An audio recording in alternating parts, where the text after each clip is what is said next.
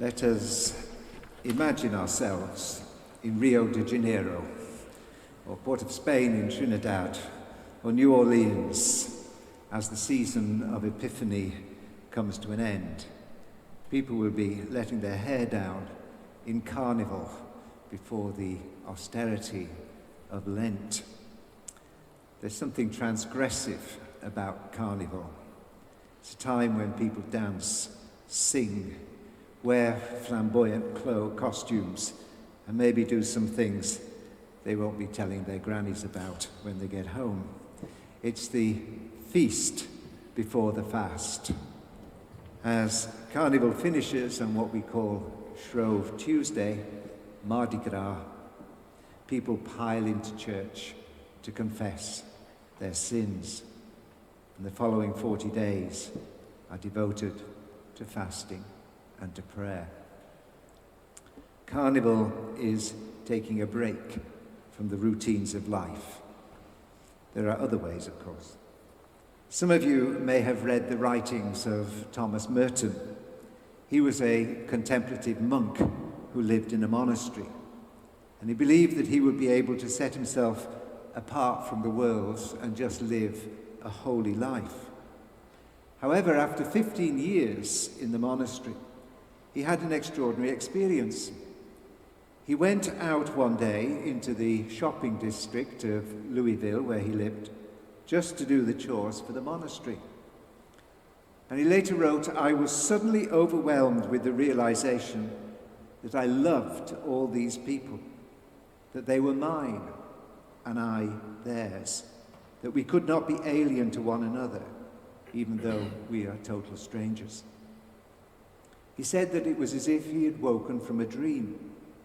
The 15 years he had set apart from the world in the monastery suddenly seemed an illusion. He realized that you cannot separate yourself from the world. It was a relief and a joy, so much so that he almost laughed out loud.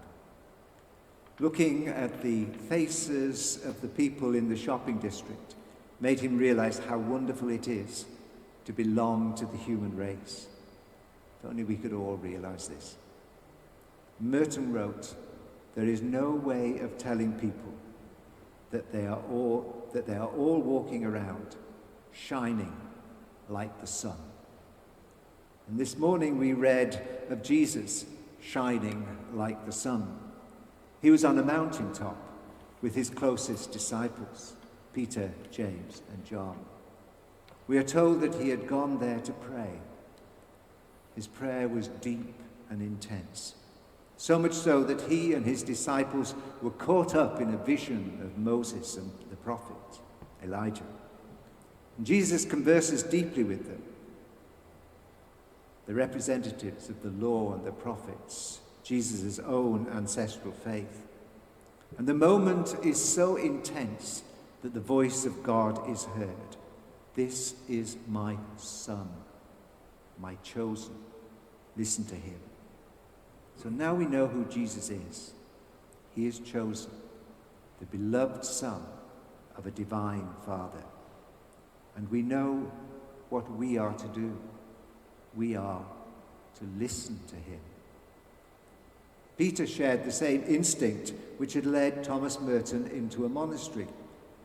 It is a temptation to hold on to the highs of our spiritual life. "Master, it is good for us to be here. Let us make 3 dwellings, one for you, one for Moses, and one for Elijah." He got it wrong. The proper response to these spiritual moments is to pause, to stay silent, or as Merton discovered, just to repress the joy of your laughter.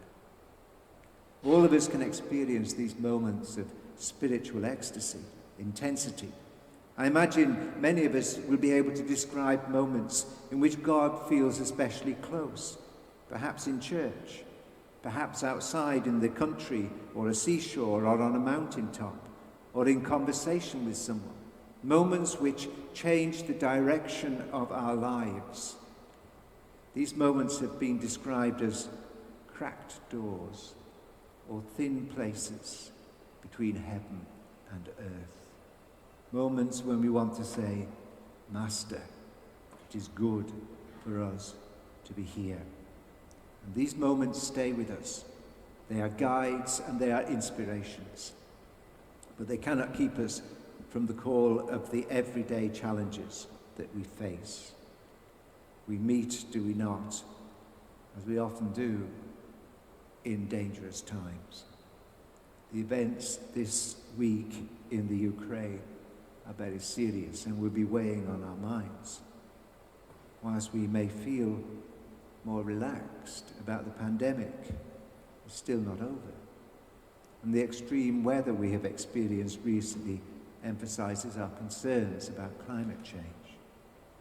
The prevailing values of our society, conspicuous consumption, the corruption of our institutions, the stark polarization and fragmentation of our society run in direct contradiction to the gospel of Jesus Christ. These do not feel like mountaintop days. Harley has spent quite a lot of time thinking about images for our social media work. And he resists the stereotype pictures which so many churches use. Check them out, lots of candles, flowers, lots of pictures of happy parishioners and friendly clergy.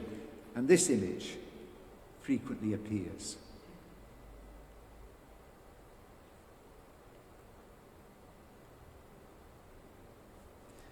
Religious websites, tracts, books, social media posts have people on mountains as the sun rises, their hands in ecstasy. Well, yes, it can be great on the mountaintop. You can feel exhilarated. But I have to say that I have stood on mountaintops covered in mist, feeling wet and very cold. We have to be honest sometimes about the transfiguration. It doesn't always last. The invitation to follow Jesus is to follow him on the heights and in the depths of life. In today's reading, we read of the relationship between God as Father and Jesus as God's chosen Son. We also hear of another Father and Son struggling in the valley below. The Father and Son are in a state of desperation. The boy has what sounds like a severe epileptic fits. The Father transparently loved his Son, his only child, very much. It's not difficult to imagine how distressing it must have been to see the boy in such pain and in constant danger for his life. Jesus' disciples had failed. Even though they had been invested with power from Jesus, they were unable to do anything to help the predicament. And after Jesus had healed the boy, the Gospel says he gave him back to his Father. The healing was more than physical. The Father was now able to be a father, to do all that was needed for him. And for a Jewish father, the most important duty was to teach his boy the Torah. His duty was to tell of Moses and the prophets.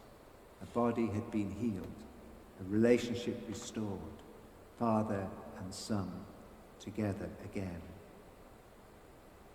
Transfiguration Sunday is the hinge between the bright season of Epiphany and the purple season of Lent. We're being called to move into a period of prayer and fasting. And perhaps we can also think of it as the hinge between the high and low moments of our spiritual life. And we see this graphically in the gospel story. For there is a beloved Son on the mountain and a beloved Son in the valley. The church, as every church, this church, as every church, should be a cracked door, a space where together we can come close to God, where we are to be a place of prayer and a conduit through which the grace of the gospel message can shine through. And then we need to remember that the God we encounter in prayer and contemplation is the same God who is with us in the valley, struggling with the brokenness of our time, praying for peace in a world at war, offering healing in a broken society, reconciling differences between peoples. And we remember that our call is to listen to Jesus, the one who heals even when we, his disciples, fail. For the shining face of Jesus is the shining face of humanity, intimately bound to the divine. And let us, like Thomas Merton, awaken ourselves to the truth that we are all walking around, shining like the sun.